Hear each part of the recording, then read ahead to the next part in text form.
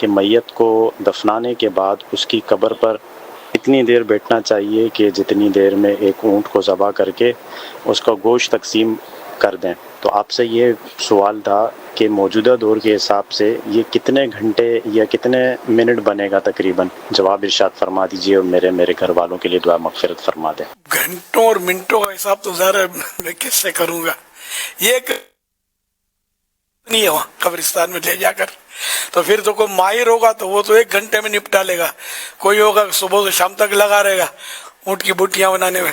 تو یہ ایک مثال دی گئی ہے کہ اتنی دیر رہنا مستحب ہے کہ جتنی دیر میں ایک اونٹ ذبح یا نحر ہو کر اس کا گوشت تقسیم ہو جائے. اب اس کے گھڑی گھنٹے تو ظاہر ہے کہ کون مفتی صاحب شاید رہنمائی فرما دیں تو الگ بات ہے.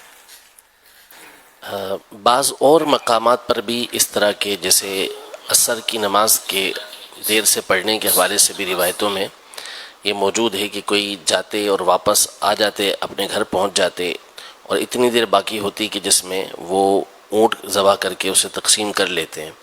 تو اس پر پھر علماء نے یہ تشریح کی ہے اس مقام پر کہ اس سے مراد یہ ہے کہ بعض اوقات تو ماہر ہوتے ہیں تو وہ بہت جلدی کر لیتے ہیں اور مختصر وقت کے اندر یہ سارے معاملات کر لیتے ہیں. ان کو نہر بھی کر لیا، اس کو گوشت بھی بنا لیا، تقسیم بھی کر دیا، یہ ہو جاتا ہے. تو اصل وہی ہے جو آپ نے بیان کیا کہ یہ اتنی دیر ہو کہ اچھی بلی دیر کہ جس سے اس میں جس کو کہا جائے کہ اس نے ٹائم وہاں پر گزار لیا ہے اور میت کو اس سے انسیت حاصل ہو جائے کہ وہاں قبر کے اندر اسے مانوس ہو جائے. وہ